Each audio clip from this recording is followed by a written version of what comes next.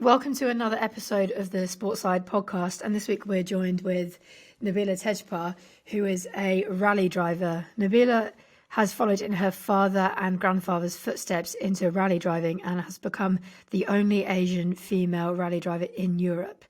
In 2017, she was the British Rally Championship Ladies Champion and came fourth in the Junior British Rally Championships in the Circuit of Ireland. And in 2018, she expanded her experience and raced in places such as Portugal and Spain.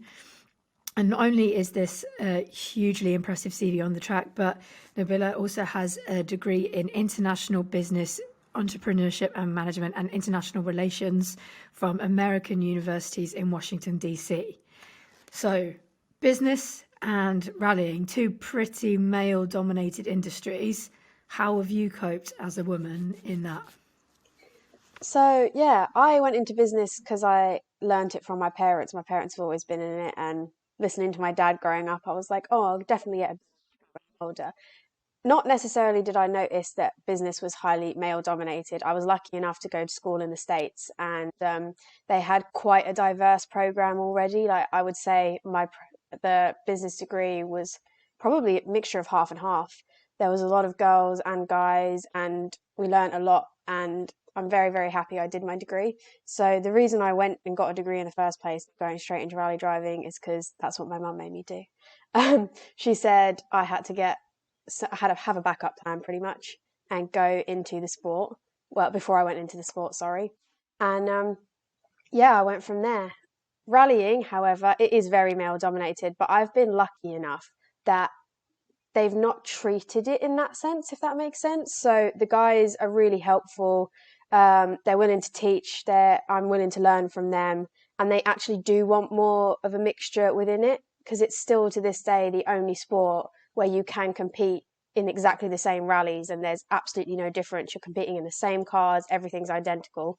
And I think it's one of those sports that can continue to be like that. I don't see there being any reason for change. And I do think that the guys do want to see some more women out there. I mean, one of the greatest drivers in the 1980s was a woman, Michelle Mouton, but we just haven't managed to have a girl that's done that since. And I hope that it's something that can change in the future. Yeah, definitely. And having like men would be stupid to not want more female drivers because like you double your audience capacity, you double your participants by having it open to both genders. And it is actually so cool to see a sport where we actually don't even have to talk about gender. It's not all the men's or the women's. It's just you're a driver. What you're born like does not affect your ability to drive a car. There's because of like other sports where it's a bit more like about the physical attributes of a person. Rally driving I guess that doesn't really come into it. So it's really cool to have a sport where there wouldn't necessarily be those barriers, but obviously it is still quite a male dominated sport, so that there are obviously a few barriers in there. In terms of your upbringing, obviously you said your mum made you go and get a degree and focus on that before you got into your sport. Do you think that was in part related to the fact that you're a woman, or do you think regardless your mum would have wanted you to get a degree before you started your sport? I think regardless, my mum would have wanted me to have a degree. I don't think in her mind rallying was an actual career choice. Bearing in mind, I hadn't done any sort of competition in motorsport until I was the age of 21, which was after I graduated from uni. So, without any experience whatsoever, she was like, oh, this is definitely something I thought of at the age of 16, because that's when I got to try out a car for the first time. My dad had taken me to events when I was little, and I obviously knew that my grandfather had driven, and I'd gone to see my dad compete as well. And in the back of my mind, I joked as a kid and I said, I want to be a racing driver when I grow up. But at that time, when I was younger, there was absolutely no access for me. It was sort of like, if you want to do it, it just seems that it's for little boys or they want to go into karting. I never saw anybody that could possibly bring the idea for me to say, I want to be a rally driver and make it happen. It was always just one of those things that I thought about. So when I was 16 and I got to try a car out, I sort of fell in love with it instantaneously. And I realized, do you know what, I actually want to do this. So I went to her and I said this, and in her mind she was like, but that's not a career. Like, what are you going to do? You're not going to earn anything from that. Where are you going to get with that? You don't even know if you can drive. How are you possibly going to make that a career path without having anything as a backup? So you did the degree. It makes sense. It makes sense. That's said. I guess in hindsight, it's sensible, but it's um, it's just odd from like a sporting context. You say you didn't compete till you're 21. It's quite late. You'd say in terms of most athletes, they would have probably been doing whatever their sports from a young age. But I guess the journey into rallying would have been quite different because it's a sport that requires you to drive. You can't be you can't really start it at school age 7 or 8 where most people would start doing sport. So what is that journey into rallying like for a young person? So usually a lot of them go into karting first. So they'll Yeah. start out in Bambino karts and then probably go into, well, regular karting, and they'll go that way. And then by the age of 14, you can access the Formula 1000 series, which you could, because it's track based, it's private property. So as long as you have a co-driver over the age of 18, you can compete in those. And a lot then So went how into old, that. at what age can you start doing that? I think it's 14, if I'm not That's 14 nuts. or 15. You don't have to have a driver's license yet, but you do have to have a driver's license to compete in a rally that uses road sections. Okay. So any National B rally, well, National A, National B, I think it will be like the BTRDA series. They're smaller events that happen over in the forests in Wales. You'll have to have a license for those because obviously you drive on the main road. So that's when you Okay. need to start having a driver's license. But for the single venues, in the Formula 1000 Championship, which is like, I think they use a 1000cc Micra, you can be between 14 and 15, I believe. God, so But you again, can be ragging a car around a track age 14. yeah, in rallying, yeah. It's a Fair enough. specified championship though. And again, I didn't know any of this when I was that age. I just knew that, I didn't try a car until I was 16. I learned how to drive with my dad in fields when I was 12. Because obviously dad Best was way. really into cars. And so I just went and learned to drive in a field. So that was good fun. That's how I knew No, I it's not. enjoyed cars. So not the worst way to learn with your dad, who's a rally car driver Yeah, in a field. I think that's a course that most people would absolutely die for. absolutely. Um, A lot of donuts involved. lot of, hey, best way, best way. Your first year competing post your degree was a bit of a whirlwind. How did you cope with not only learning your sport, but then also getting into competing all in one go? Whilst, like you say, other people may have been used to competing for like 4 or 5 years at that point. Yeah, so when I graduated, I started doing some single venues just to get my license, the grade of license I needed to be competing in the National A events. And so I did that about 5 events there. And then in 2016, I went straight into the British Championship, which is a national championship. I didn't mess about. It was tough. I remember getting to the first event, it was in Wales. It had started to snow. There was no forecast for snow or ice, but it was snowing. And I remember on the recce, I was just in a road car, and the road car couldn't get up half of the hills because it was so icy and so slippy that they just had to cancel some of the stages for us to recce. And I hadn't even driven a regular car on snow at that point, so that was good fun learning how to drive on snow in the middle of the Welsh forest. And then I Whilst trying remember, to, whilst under time constraints. yeah, Nice. so Yeah. whilst learning, yeah, so this was under while we were doing the reconnaissance. So I was like, okay, this is fun. And then by the time it got to the actual rally, it was night stage two, the first stage of the event. It was at like 9 o'clock at night. It was So you're pitch black driving in the dark, in the in the snow, in a in the forest yeah, in Wales really quickly. correct. And I'd never driven in the forest in my life before, so Nice, that was nice. good fun. I did sit there on the start line and go, um, what am I doing? Like, why am I here? And then I started the stage and all was going well. But unfortunately, in about the first 4 kilometers of that stage that night, I broke my drive shaft, which was a bit of a pain. So stopped in the stage. And it was because there was a rock in the corner that I hadn't seen on recce because it had been covered in snow. So I didn't have it in my pace notes. So I stop in the middle of it, and then Luckily, we got recovered and the mechanics managed to fix the car, and I managed to start again the next day. And I managed to finish 9th out of 16 cars in my first event. So I'll take that. Bearing in mind, it was the toughest event I've ever done in my life. And I pretty much thought I wasn't going to be able to restart because I wasn't sure how much damage. I was a newbie, so I didn't know how much damage I'd done, whether they were going to be able to fix it in the time that they had. And so, yeah, it was good fun. Potentially a bit of a blessing, being that's a bit of a baptism of fire. That okay, well, it can't get worse than that, and now you've done that. It's all Exactly. downhill from here, literally and metaphorically. So when you were in the US, like, how did obviously you still had this dream to be a rally car driver when you came back? Like, how did you keep that going for 3 years of uni? Because like that must have been tortured, knowing right, just get through this, and then I'm going to be back home running cars around. Like, were you driving in the US, or was it just straight up Colin McRae race game on the PS1? How were you preparing for that? So basically, my mum said no rallying until I graduated. So there was nothing I was doing in between. I think my first summer back in the UK, my dad let me do a training session with a driver called Mark Higgins, and he gave me some tips. And also, I think he just wanted to find out if I had any potential. And Mark Higgins said, "Yeah, I think she's got some good car control there. Like there is an opportunity for this to actually work out." But obviously, I couldn't do any practicing because I'd made the deal with my mum. By my second year, I'd almost managed to convince my dad to let me drop out, but my mum wasn't having any of it. So instead, it was a 4 year degree. So I just did summer courses and tried to graduate as early as I possibly could. So I graduated in December of 2014 and then got back to the UK and just started competing when I could. God, now that is absolute dedication to your sport to get through a degree so quickly, just to get back to go and drive a car in the dark in a forest in Wales in the snow. When But you I put it mean, like each to that, their that own. sounds really dumb, doesn't it?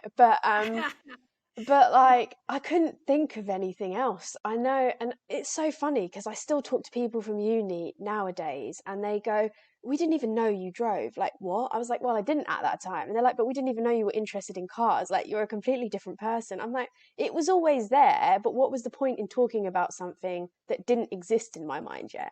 Like I knew it was what I wanted to do and I knew that that was where I was going, but you can't talk about something that's not there yet. So it was just one of those things. I graduated and started competing, and then I get all these messages saying, "Since when are you a racing driver?" It's just this other side of me. I just Yeah. aim for the UK. Um, so on a race day, obviously you were talking about like getting your notes and stuff down of the track, and when you do like recce's and stuff. What is that race day prep like? Is it like exam day, like you're revising? Like, do you have a routine or like any superstitions on race day? Like, oh God, the recce wasn't good, or my notes are messy. This isn't going to be good. Like, do you have anything like that? So I can't imagine it's like any other sport. Like in no other sport do you get to like, oh well, let's just do a preview of the entire game and write some notes on it, or the rate of different aspects of sport. Like, hmm what is that even like? I can't even imagine. So rallying is a little bit of a different breed of sport. Like it's not quite like a track. We're basically driving through the forest that they've made a route out of that have started maybe at the top of the mountain and finished at the bottom of the mountain, or we're going through towns that they've literally closed roads off in little towns in Portugal that you're driving through, and you can start in the town and end up at the top of the mountain again. Like it depends. So with that, we get videos sent to us of the route before the event that we can go through, just so we can see what the terrain's going to be like, what the stage route is, and then we have to follow tulip diagrams, which is what they give us. It's basically a book that has like turn here in like a mile, turn here. Well, it's kilometers, but and then it will have like hay bales and stuff positioned that won't be there on the reconnaissance. So that is basically where my co-driver and I go and we'll drive the route and I'll write down what I see and what I'm going to be driving so that when I tackle it in competition, when I'm going to be going flat out, I can be as flat out as possible without any concerns. So we get to do that twice. Um, so if your notes aren't good, the rally is going to be really hard. And in the first couple of years, it took a while to get those correct. And it also takes a while to commit to what you've written because you don't necessarily trust them. And it's as you grow and develop those and you become accustomed to what your co-driver's telling you is basically what you told them, not what they're seeing, that's when you can finally go, actually, no, I trust this. I can go as fast as I want. The note is accurate and 100% correct. So I do remember, like, when I first started, race days for me were like, well, what if my notes are wrong? What if this happens? What if that happens? And in my first year in 2016, I hadn't noticed on an organiser's, in the beginning, I was using organisers' pace notes. So they're pre-written pace notes that I then check over the recce. I had an accident on those. I didn't realise there was a corner in part of it because I'd had a double puncture and hadn't managed to finish that stage. So I was driving what I thought was 170 metres flat, but there was actually a little bit of a right-handed corner that I should have dabbed the brake on to pull the car around. I lifted off the accelerator on that corner because I just wasn't expecting it, and I lost the back end and we went into a ditch and we hit a tree stump. So notes are like one of those things that are like, if they're wrong, they're wrong. They're like, they're your ride or die. Like Yeah, pretty you swear much. by them.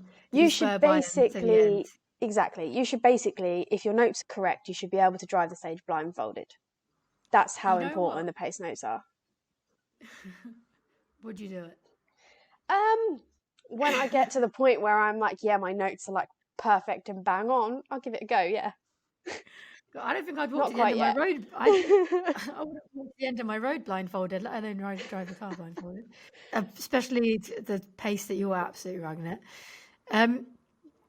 So like trust has got to be a massive thing then, because it's, I guess rallying it is an individual sport, but it's an individual talent of being a driver, but there's so much more to it. You've got engineers, you've got your co-driver, you've got the bit that looking after the car. Exactly. There's so many other things. What does the trust and the relationship, what is that like for you? Because obviously my teammates, I trust them to do their part and they trust me to do my part. But if they mess their part up, my life is not in danger. But obviously your co-driver, if you're not trusting what they're saying, that could have some rather large implications on you. So what's that relationship like and how do you manage it? So it's a really hard relationship to establish and for it to be perfect right off the bat. I know I've been through my fair share of co-drivers. My first year I was unlucky and the person that had signed up to drive me for the season backed out like 2 days before. So I ended up having to have like 6 different co-drivers that year. And that was really, really hard because obviously all the co-drivers were booked up with other drivers for the events. And so I just had to find people on the off chance that they were available. So that was really hard to go into my first year, not only as being new, but having 6 different people trying to explain to me how to write pace notes and what to do and giving advice.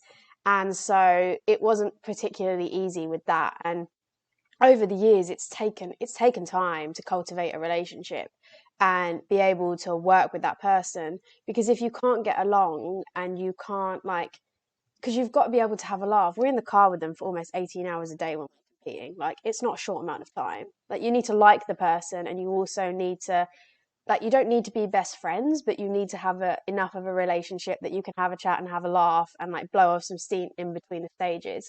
And you've got to be able to trust them. And I know there's a couple of times where it's got to a point where I'm like, this just isn't working. Right? We are not compatible for this job. I think you'll work better with another driver, and I think I'll work better with another co-driver. And usually it's on both sides, so it's quite nice that happens it that way. Do you reckon any of your co-drivers have treated you different because you're a woman, or do you feel that you've been patronised because you're young and you're not like every other driver out there? And if you have, I want the worst stories given to me. I want to know. Yes and no. A lot of the times they sort of do everything a little bit slower because I'm female, I guess, but I can't necessarily say if it's because I'm female or if it's because I was a newbie. So that's the hardest part. Like, I think, oh yeah, there's definitely times where you're like being patronized at and people are trying to tell you how to drive while they're reading your pace notes. And I'm like, I don't need you to be telling me how to drive while I'm doing my pace notes right now. I need you to be reading my pace notes because I can't take instruction from you if you are not my driver coach and you are not actually in the driver's seat. You're a co-driver. Yeah. Do you know what I mean? Like, Yeah, those that's types the of people ultimate annoy backseat me. driving. The Yeah. ultimate backseat And I'm driving. like, don't tell me to brake now. Like, I'm trying to drive. Like, just read the pace notes because Yeah. now you've said the word brake where you shouldn't have said the word brake. We're now 2 corners past where you're meant to be reading. So please, Yeah. I know Yeah. I'm new to this and I know I'm not particularly great, but I'm not going to put us in danger that we're going to end up having an accident unless you don't start reading me the pace notes correctly. Yeah. And do you think people like to maybe took the piss a little bit because you were a woman and you were new to it? They thought, right, well, they need the help that if you were like a young man, they probably wouldn't have offered. I have so many people offering to train me on a daily basis, and I'm just like, I don't need 1,600 drivers coaches, but I appreciate the offer. And I have so many people trying to give me their opinion, and it gets to the point where you're like, whose opinion do you take anymore? And now I've just decided I'm going to listen to two people and two people only, myself and what I have to say to myself, and the driving coach that I've now got. And I guess you can say my parents are involved in that, but even my driving coach has told my parents to like back off.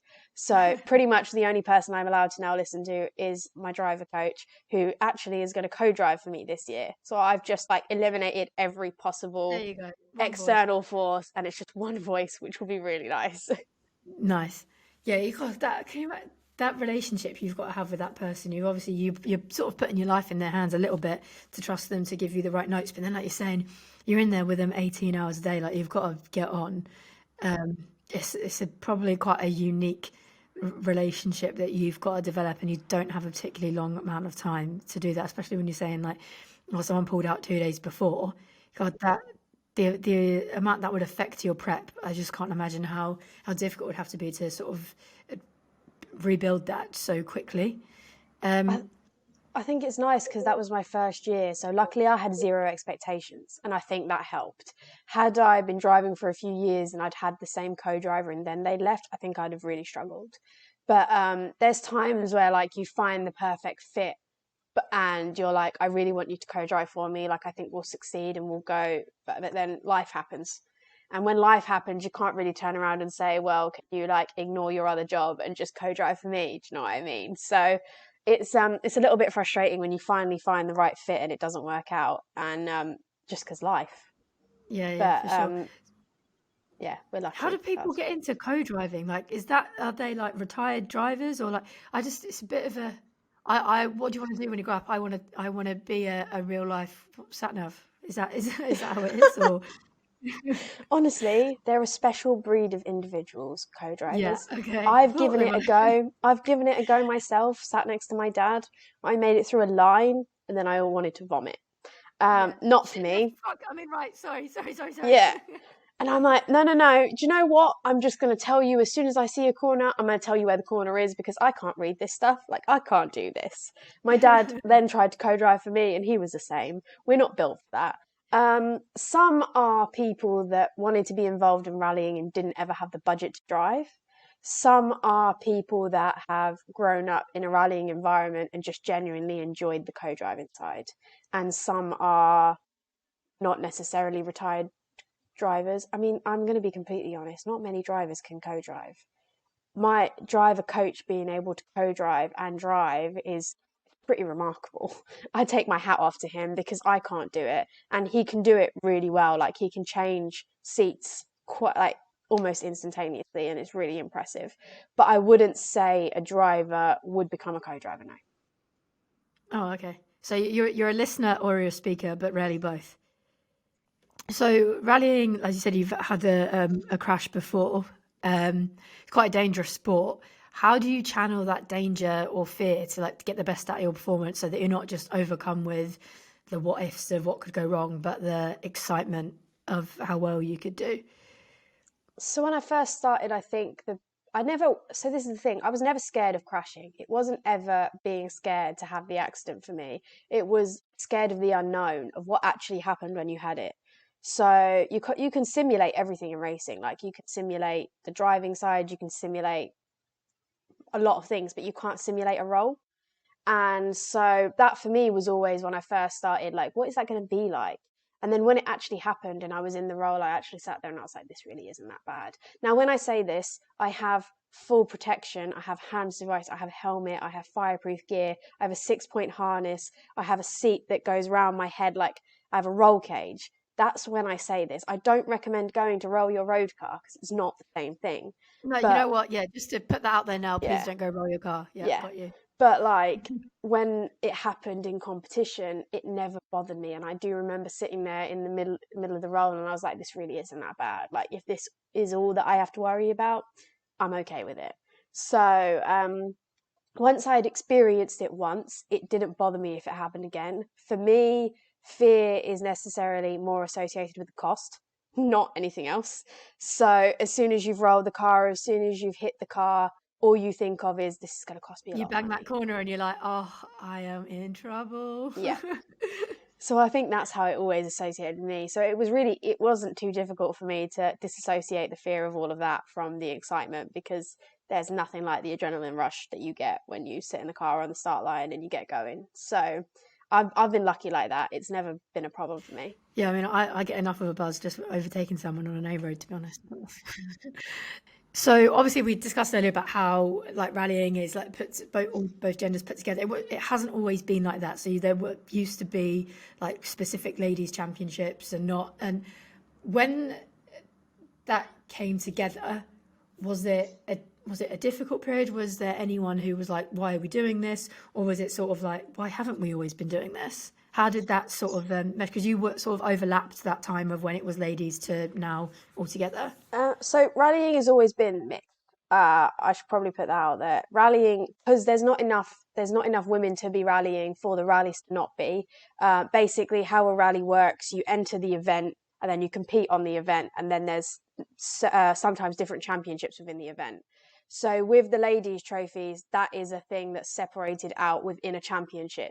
So the European Championship had one, the British Championship had one, like other championships had them. It's in my mind, I don't particularly like the fact that I have a ladies title. I mean, it's great because I can say, "Oh, look, I'm," but to me, it's more like they felt like they needed to create a ladies section because they felt we couldn't compete with the guys, if that makes sense. So you would still always be in the whole championship, and I'd be competing in the juniors with all the guys. I'd be competing in the main championship, but I'd also have like that on the side kind of thing. Now, it's fine when you have 7 or 8 girls involved in a race and there's like an actual competition and you're like, yeah, no, that's cool. But when sometimes you're the only female, it's sort of like, well, this is a bit pointless to still have it, isn't it? So there's times where I've been more than one, there's times where I've been just me, and you sort of sit there and you're like, yeah, I don't see the point in this. This does feel like a consolation prize, or more of the sense of thanks for showing up. And that's how I've always seen them. So, yeah, I really love the fact that rallying is a all-inclusive sport. I mean, it could not be. It's not like we have enough women to create a W series in rallying. It's just not possible. I think in total on one event, there's been a maximum of 7 women in 150 cars. So it's quite hard to come by. But yeah, now that they've decided to eliminate those, I think it's better. Yeah, definitely. How do you reckon then? Because those championships like being eliminated now, and obviously you're saying it's a bit of a consolation prize, like a participation award almost. But in a sense, it does create a bit of a platform to say there is a ladies event, or there are women involved in this, and it's hard because there's always this battle of like, this is a non-news article, person wins event is what it should be, not woman. You wouldn't specify it's a man, so it's just someone's won an event, it's not news. But the fact that it's a woman, I do think in sports where being a woman, you're the minority, sometimes, or for like the next few years, we do have to promote the fact that a woman has won it, because obviously for kids growing up, they can't see it, can't be it. Like the future stars of people like yourself, they need to be able to see you and know that rallying is something that you can do as a woman, like, or as a kid growing up, that it is actually a potential career option, not just something that boys do and girls can have a go at if they fancy it. So how do you think the sport can build the awareness for more girls to get involved, and how can they then promote that?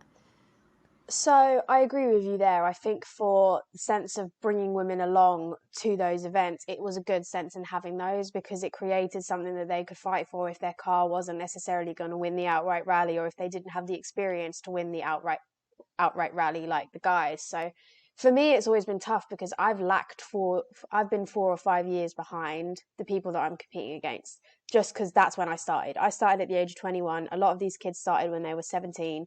So I've always come in at a disadvantage, but that's just because of when I started. I think I would like to think had I started when everybody else started, I'd be in a much different place right now. But when you're tackling that, and obviously a lot of us are tackling that because a lot of the women in the sport are on the older side. Um, just because, again, you're right, we didn't have the role models, we didn't have the people involved. So what I'm trying to work really hard at is to create almost, it's educating people really. It's educating them that you don't have to be a guy to be in this sport. You can be female, you can be an engineer, you can be a mechanic, you can be whatever you want in the sport. Don't think that just because you see some women drivers that there aren't women in the backgrounds of the sport too. So I think, and what I have been trying to do is we need to create a way to educate younger girls. Like, I've done some articles for my old school back in the UK and written out how I started and that there are other avenues out there. And I know when I first started getting messages from young girls saying, I don't even know how to get into motorsport. How did you do it? And I didn't think about that because I was lucky. I came from a background where motorsport was in our blood. I understood how to get into it because my granddad did it, my dad did it. Now I'm looking at these girls who say, don't have a single person in my family interested in motorsport. I wouldn't even know how to. So it's creating a program, I think, with Motorsport UK, which they're not very good at stuff like this, which annoys me. But they need to create something that they are educating, because you talk about all sports in school. We talked about tennis, talked about rugby, we talked about everything, but we never talked about motorsport. And that wasn't just for girls, that was for guys too. So if you could create something where motorsport was talked about, or at least there were days that you could go to or clubs that you could join where you could go into the field of motorsport, I think that would make a difference. Yeah, for sure. It's definitely one of those sports that just seems so unattainable, especially in the UK, of like, yeah, I can watch football on the TV, but I could also go kick around with some people down the park, or I played it in school, but I can watch Lewis Hamilton in the Formula One. What's my version of that?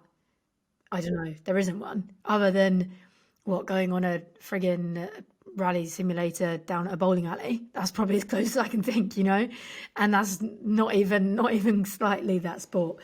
So yeah, it's what is the grassroots equivalent of motorsport, and how do you make that accessible for young people and build that awareness that, okay, once it is accessible, it's accessible to both genders.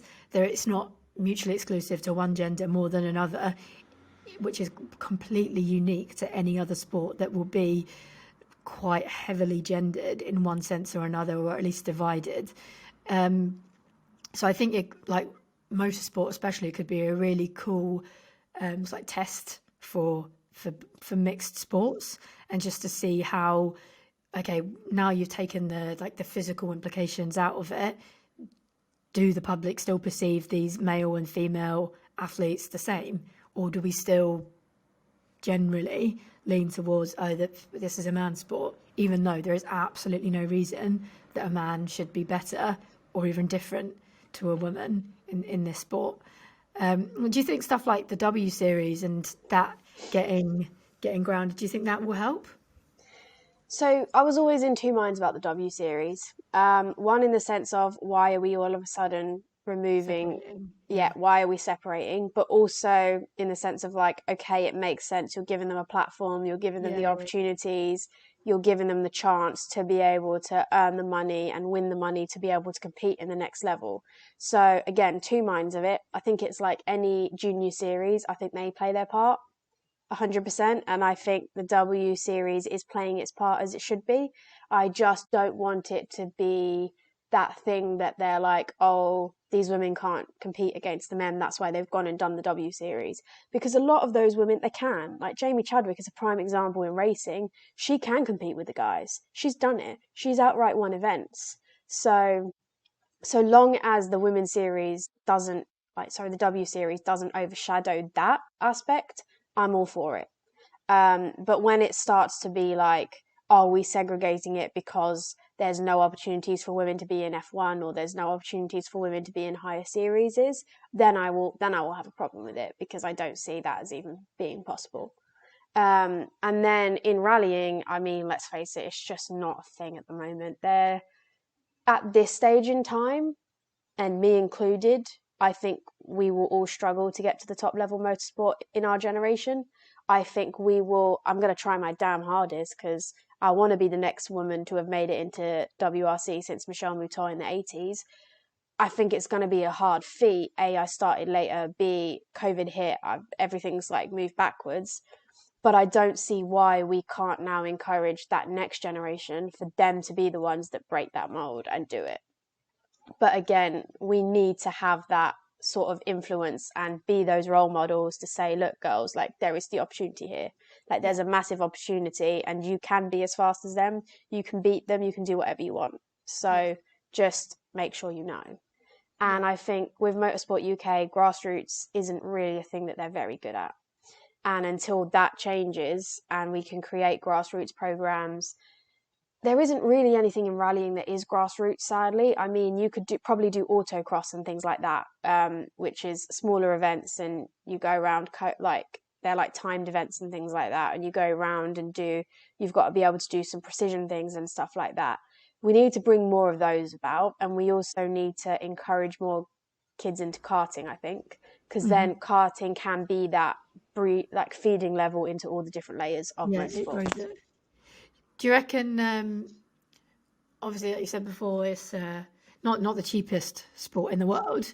Do you think that has an implication into the sorts of people who would get into it? Someone who might be like a really naturally talented driver, but unless you're coming from a background that can support you in that sport, is that going to create some barriers as well? 100%. There's so many drivers that get overlooked because they don't have the money.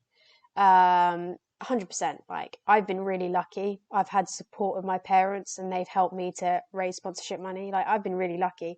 I've managed to be fully sponsored for about 4 years of my career now since I started. And that's not normal. But again, I created something different. I was a female in the sport. There wasn't many of them. I gave a branding opportunity that was completely different. Now, what I would like to think is that eventually Motorsport UK will get on board with the rest of the governing bodies in motorsport. Like in France, they have the FFSA. They created ways for drivers to be able to progress. So if they didn't have the money, they could apply for funding, or they could do a competition to get funding.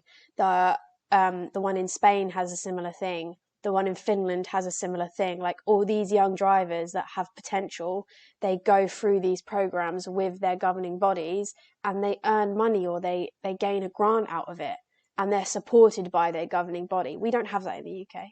Motorsport UK doesn't do anything like that in rallying. There isn't anything. There's Team UK, but you don't necessarily, you can be a great driver and be on it, but not have the funding, and still then fall off the map because there's no support being given. So I think needs to be something that the governing body actually helps, because until there's something like that, it doesn't matter if you're like fantastic. And I think Lewis Hamilton's a really good example of that. He was in the right place at the right time and got very, very lucky. If it had been slightly different when he was younger, or if his dad hadn't fought to be able to raise that money that he did, I don't think he'd be where he was today. It will always be the people with money that beat out the people without. 100%. And if you look at the success of someone like Lewis Hamilton, and how much positive press he's brought motorsport and Formula One in the UK, it just shows, like, it's a vicious cycle, isn't it? Like, if you want people to do well, they need to have money, but the people with talent don't always have money, so they can't do well, and then they can't bring light to your sport. So then where does it start, you know? And like, a governing body should where it start. Like, you've got to invest in your athletes for them to do well, and then when they do well, that having elite athletes perform well is the best bit of funding you can do for a sport. Like, I know a lot of sports put money into their grassroots, but there is nothing that inspires people to get involved in sport more than the elite people doing well, the elite teams, or the elite individuals doing well on a world stage. So if they can invest in getting more people through at the highest level, and then they go out and they make it onto the world championships and they start winning races and they win huge titles, then that's going to inspire young people to get involved in the sport more than any grassroots program ever would. And I think a lot of teams and sports get that wrong by putting on these like pathway programs, but then they don't help the people at the top. And it's like, well, you're setting them up, you're setting people up to fail if you're not going to support them once they get there. Exactly. Um, And I so think that's something, sorry, I think that's something that the French have done really well. I mean, Sébastien Ogier isn't a 7-time world champion without the support of his governing body. And they're still working, the governing body is still working to help drivers. I mean, Adrien Fourmeau is now in a world car. He's supported by the French governing body. Danny Sordo was supported from the French governing body for pretty much his whole career. Like, they started and they helped him and he won the championships and he progressed up. I'm not saying they give it to the people that like don't have, like, obviously you've got to be able to earn it, you've got to be able to, I understand that completely, like have the competitions, have there being prize funding at the end of those competitions. I mean, I went and did that cup in Spain and Portugal and you can win prize money out of that from 1st to 10th. It's 5,000 for first place down to €500 for 10th place, and they'll stagger it down. There's nothing like that in the UK. There is no money to be won. Like, you can win tyres, great. I mean, that helps. But like, trust me, it helps. It helps. I'm going to hold my hands up and say that's great.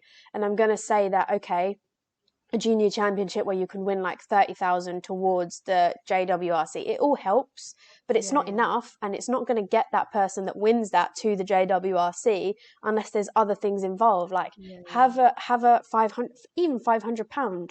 Doesn't matter. There needs to be some incentive for people to do it in the first place. Yeah. Which Other there than isn't. that, but other than that gratification of just winning, and then at some point, like that winning feeling I presume, doesn't pay for petrol or anything else. So yeah, like it's the sport is just going to keep narrowing its own funnel if they don't produce these pathways and help people along the way. And it's in their interest for people to perform well, because more audience members, and then winning championships, and you get sponsors involved and all sorts, and it all rolls along from there. One last thing: why should more women get into racing?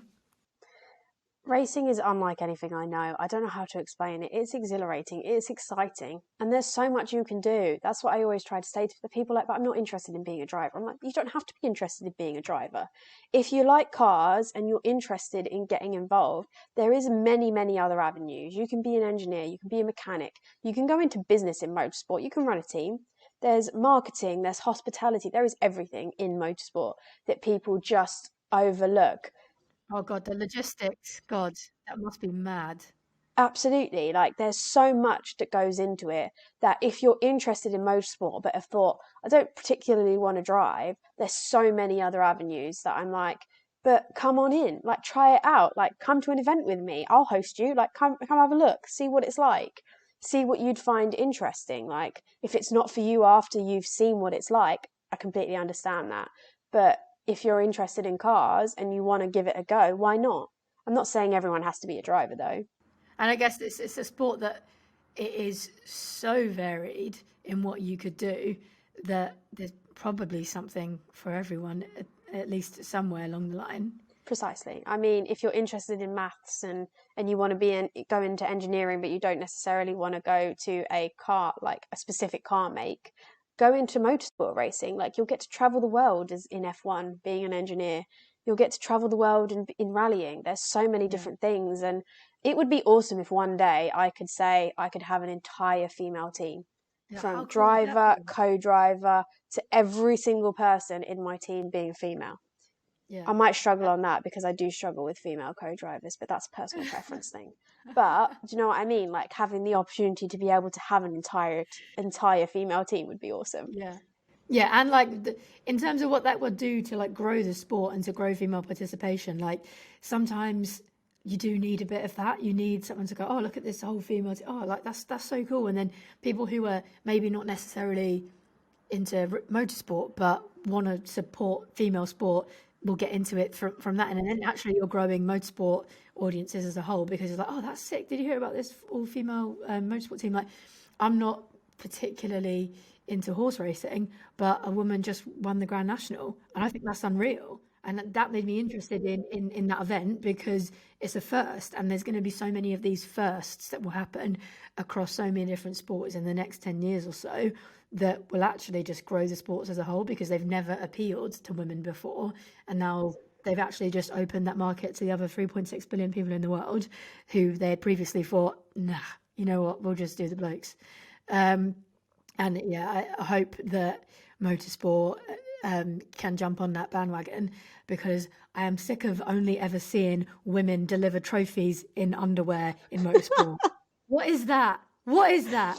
Oh, yeah, okay, fair enough. I mean, I will throw out there the US is making strides in that aspect. I believe that there is an IndyCar team that has tried to create a full female team within IndyCar in the US now, which is quite exciting. Like down to the trainers, down to like everything. That's what people also forget. We need trainers, we need physiotherapists, we need all the same stuff as pretty much every other sport. But people go like, but why motorsport? I'm like, because you have to kind of be fit and be able to do what you need to do in a car. Like you can't be getting tired.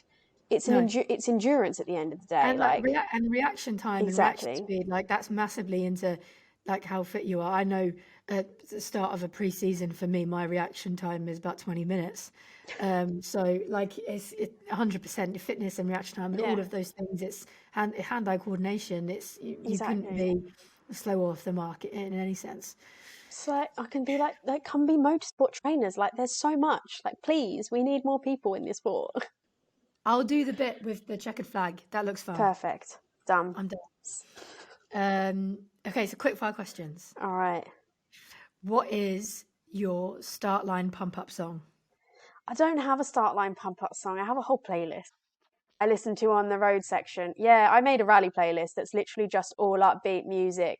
Um, I know one of them in there is "Lose Yourself" by Eminem. Then I have quite a few electronic songs in there just because they've got a good beat and that like gets your heart rate like going and like makes you feel good. So I have some of those in there because we've got a driver road section. I get like half an hour before I get to the first stage, so I normally just put the tunes on in my headsets and we listen to music on the way. Have a little Nice, bit of a nice. chill out time. Yeah, Lose Yourself, Eminem, absolute classic. I remember being about 14 before a rugby game and having that on in the car and my mum explicitly rapping it to me, which I don't know how much it inspired me or was like, oh, shut up. But yeah, that is absolute classic. Give up chocolate or give up caffeine? Caffeine, You give up caffeine? absolutely, because I'm too addicted to chocolate. I would give up alcohol for chocolate too. I have given up alcohol for chocolate too. Wow. Yeah. Right, that is an addiction. Top advice for 10-year-old you? Um, oh, my Sack the top degree advice off? for no, it wouldn't have been to sack the degree off. It would have been to try and get yourself into karting. Had I known back in the day that I could have done it and like pushed myself to do it, or even had I been able to find a way to shove it in my dad's face saying, look, look, look, who says I can't do this? I wish I had that sort of mentality when I was younger. Nice. Dream celebrity co-driver?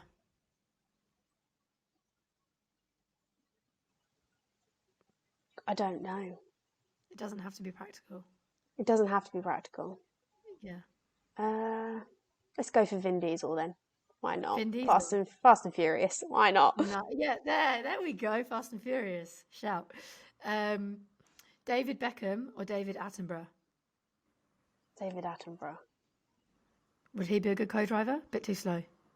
Bit too slow, but can you imagine the voice? How Yeah, soothing that would be. yeah, Can you imagine exactly. your pace notes being read to you like that? You'd be in a sense of serene state the whole way through the stage. It'd You be know what? perfect.